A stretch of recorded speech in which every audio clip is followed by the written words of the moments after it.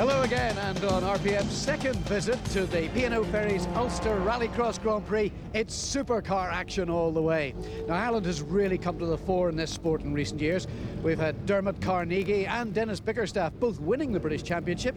You can add to that the name of the Dromore driver, Lawrence Gibson. He's recently won a round of the British Series. And of course today as well, we've got Helmut Hohlfeld, who recently bought Will Gollop's famous 600 horsepower Peugeot 205. Let's go!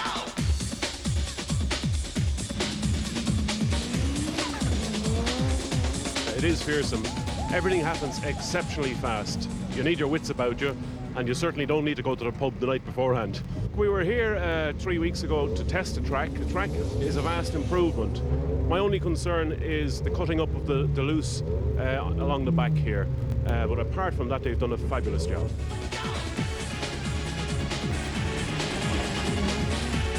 Well, this is the man who currently leads the British Series, Barry Squibb. Barry, you've had a great season so far. Touch wood, nothing's gone wrong yet. And just how powerful is your car? What sort of horses have you got under the bonnet? 600 plus. Now that seems to be about the max. People are talking about 600 as being the ultimate in Rallycross. Can cars get any bigger? There's not a lot of room.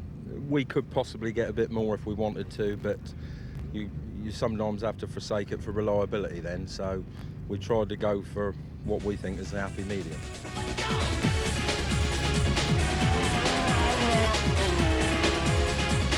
We're on today with just the rally engine, so we're probably 300 horsepower down, so we'll just make up the numbers. Sorry, just say that again. You're 300 horsepower down. We're probably over 300 horsepower down from the top car, so what have you got there? we have got just 300 horsepower. Some of the top cars will be running 650, 700 horsepower. So what difference does that make on the track? I mean, this is a game that's all about sprinting, isn't it? Well, getting to the first corner, my car would be pretty poor.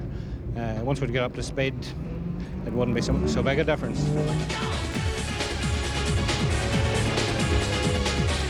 Yeah, we're having a good season. We're third in the championship overall and we're first in the class overall. So hopefully we'll get a couple of good results this weekend. And your prospects for today, who are the men you have to beat?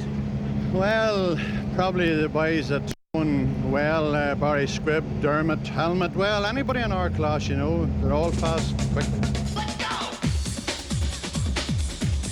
John Haffey, who returns to the sport for his home event, is another that we have to put on that list. We join the supercar action in race 13 in the heats. British Championship leader Barry Squibb is on pole position. And that's him on the left of your screen in the red Escort, and he makes a good start, but a better start by John Haffey. We're aboard with Gibson looking back at Steve Munday, and this is the new part of the course now when they turn left after the new start. A bit of touching between Haffey and Squibb. Squibb muscles his way through. Lawrence Gibson's in there also, and Munday just in behind him. So John Haffey in second place there on his return to the sport. A very good performance indeed. He's hired this car for the weekend, but Gibson now coming up to challenge and coming alongside Haffey and getting through on this new section as they come back onto the tarmac. Down this section hasn't changed here, number 119, that's Gibson. And then a little bit more runoff space as they come off the tarmac there, and they're all using it as we can see. But Squibb really has got away here. Currently leads the British Championship, as we said, and this car incidentally is up for sale. So it's the battle of the Metros that we're concentrating on in second place.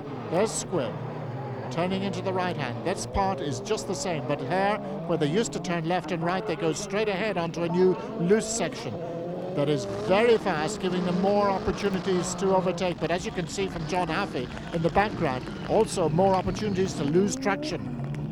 So Haffey really putting on the pressure, and of course the old problem on a wet rallycross track, and that is the problem of visibility. Haffey gets it terribly sideways that time. Squibb kicking out the tail, and another 3 or 4 car lengths away from the two Metros. Metros, of course, have been rallycrossing for over a decade. Amazing little motor car, and still competitive. And Haffey, very nice shot there as Haffey comes up to challenge again. One thing to get up to your opponent, another thing to get past. And the rain really beating down now. All four-wheel drive, of course, an absolute must for rallycross. Haffey again gets out onto that grass, probably not the best line. But here's Squibb. He really has this one all tied up. But of course, in the heats, what he wants to do is a good clean time, and Haffey coming out the outside again, making another challenge. As they come onto the tarmac, he gets right out onto the loose stuff, loses a little bit more time. Squibb gets the checkered flag. Gibson is second, Haffey third, and a long, long gap before the next man. The other supercar heat contains our two Irish British Rallycross champions, Dermot Carnegie and Dennis Bickerstaff. But it's Holfeld who makes the good start. Holfeld now in his Peugeot that he's recently acquired from Will Gollop gets it very sideways though as he came up the hill there, and in second place Dermot Carnegie in the Escort, and amazingly holding on to them Dennis Bickerstaff with half the power. Not such a disadvantage on a day like this. Jeremy Crush and Andy Grant follow the Irish trio.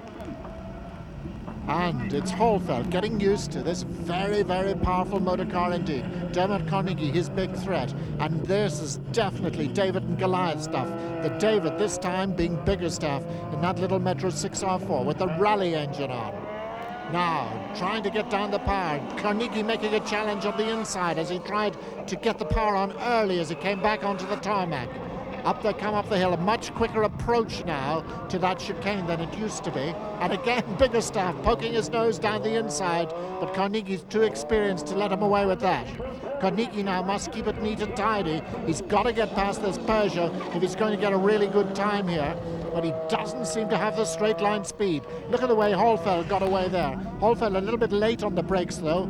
And once again, these other two close up, and once again, Bickerstaff tries to go down the inside. There's a little bit of nudging there as they come across the loose stuff, and that's cutting up very badly. Now, watch the Peugeot go as they come up the straight line. And this is where Bickerstaff gets left. Look at the difference in horsepower there. So Bickerstaff, he really has to leave the brakes desperately late. And if anything, I think at the moment, Carnegie is slightly being held up by Holfeld, enabling Bickerstaff to close that gap. Classic stuff here at Nuts Corner. Down they come, onto the tarmac again. It's very fast. They must be doing about 120 miles an hour there before they go onto the brakes there and onto the loose once more. And Bickerstaff, who must have no vision at this stage at all, just probably finds his way around this track. And notice that he's not going over that loose stuff now. So he's obviously decided it's quicker to stay on the tarmac, and Carnegie making a challenge there. He's tried that twice. It hasn't worked. And he gets a little bit sideways there. So Holfeld very much in control of things here at the moment, and indeed controlling the pace as Bickerstaff comes back again. Fabulous heat, and the people who have braved the weather here at Nuts Corner for the P&O Ferries Ulster Rallycross Grand Prix really enjoying this one as the Irish star in their home event. Holfeld then turning off his wipers there for some reason as he came back, but he really has this one in control. But who's going to be second? Can Bickerstaff possibly get by? Not if he does that. And indeed, Carnegie very close again this time and trying the outside. But it's Holfeld's heat.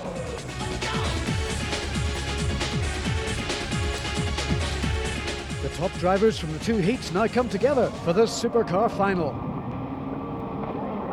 And we're looking at Carnegie in the white Escort there in the middle of the pack. Squibb is challenging. We're aboard Lawrence Gibson, who's well back down with Bickerstaff just ahead of him as they come up the hill for the first time. But Carnegie's got a really good start. Squibb second, Haffey third, then Bickerstaff, then our camera car.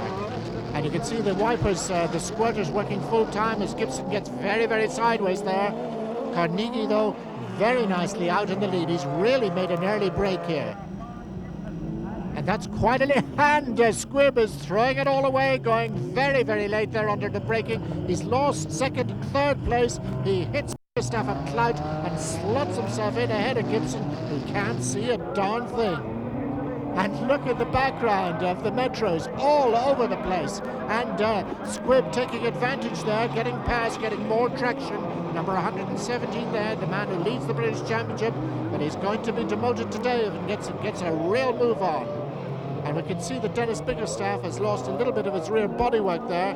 Gibson still behind him. And the two Metros really battling it out as they try and stay with the superior power of the Squibb car. And Gibson's in problem. He can't see anything. He has to come to a halt. And that is desperate. So Squibb, now, once again, the hero of the hour, Dennis Biggerstaff, number 110 there, in the little Metro 6R4, 300 brake horsepower down on the two escorts. But Dermot Carnegie from Dublin, former British Rallycross champion, really showing them the way home. And what about John Haffey? He'll be very pleased with this performance in second place. He's been doing Eurocar racing in recent years and really hasn't done that much Rallycross. And if he's done it in the smaller class. Lawrence Gibson now way back, got going again, but he really just tailing the field now. And this is the man at the head of the field, Dermot Carnegie, giving us a super display of how to tame 650 brake horsepower in these conditions, coming up almost to lap one of the slower English competitors to take the Supercar final. Now the super final, the fastest men of the day, and on pole from Dublin, Dermot Carnegie. Alongside in the front row, John Haffey from Portadown. Row 2, Barry Squibb from England.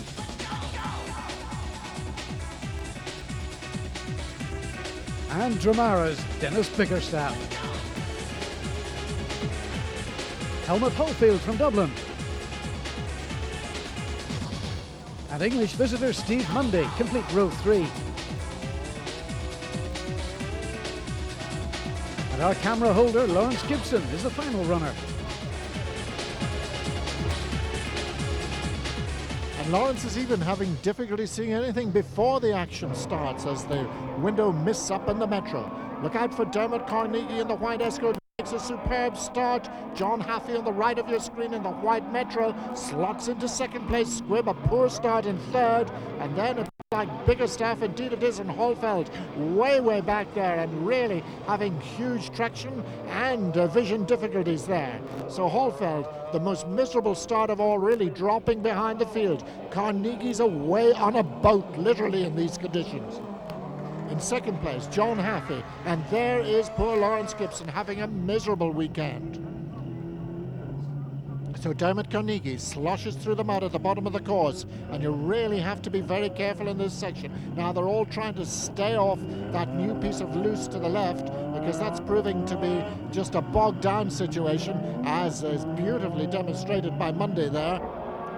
Dermot Carnegie starts his second lap of the P&O Ferries Ulster Rallycross Grand Prix, comfortably in the lead and fighting away at the controls there. Haffey is second place, just out of our picture. But Squibb in third place now, having pulled away of Dennis Biggerstaff, and then Helmut Holyfield, who really can't see a thing at the moment and can't make any challenge, a former heat winner. So, really, Carnegie has done exactly the right thing in Rallycross, make a good start, and in these conditions, it gives you a double advantage. There's Haffey in second place. Again, a very creditable outing for him. And it was he and his father who have built this new track at Nuts Corner, and they're taking great pleasure in driving around it at the moment. Squibb still in third, Biggerstaff fourth, then Holyfield and Munday heading for the tyres. Round he goes and loses an awful lot of time. So Carnegie, and look at the big slide on there. He's doing well over 70 miles an hour as he comes up the hill at that point. Back out onto the loose there again, crossing the racetrack that they use for motorcycles sprint meetings here at the Antrim Borough Council's track, and then getting a little bit cut up now on this new loose bit, but it's very fast indeed. And onto the brakes, swinger into this right-hander, onto the loose again, and then you can see it's a left hooker, this car, left-hand drive. That's because it's full World Rally Car spec, this Rallycross car.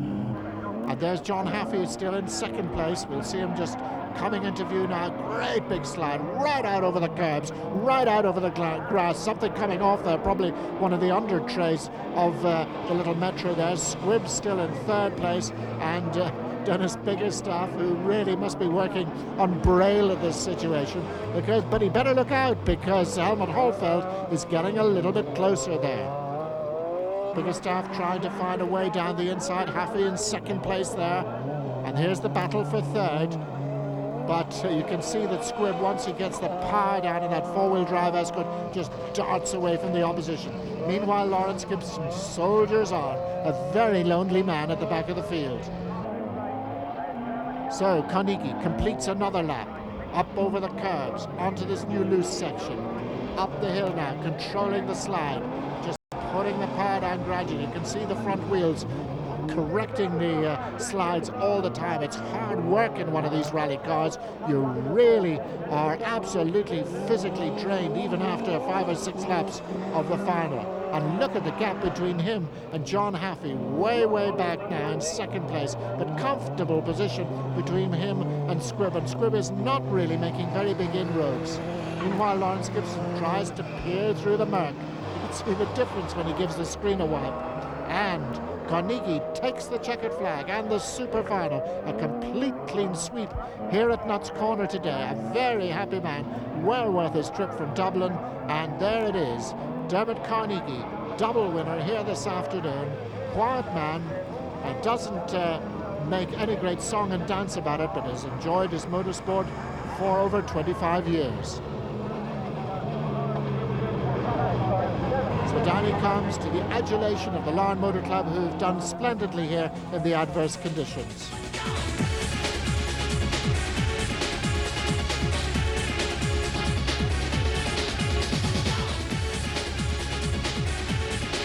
We were lucky enough to have the right tyres with us today, and they worked very well every time. And once you get out in front, you don't have the visibility problems that the others have behind you, so it's certainly a big advantage. Certainly I like the new track, and because it's much faster and you can get it to flow much better, and I think it was certainly Cecil Haffey has done a very good job on it. So Dermot Carnegie picks up the prizes after his triumph in the P&O Ferries Ulster Rallycross Grand Prix. And that concludes our coverage from here at Nutts Corner for another year. But we move now from racing round and round in circles to racing up hills.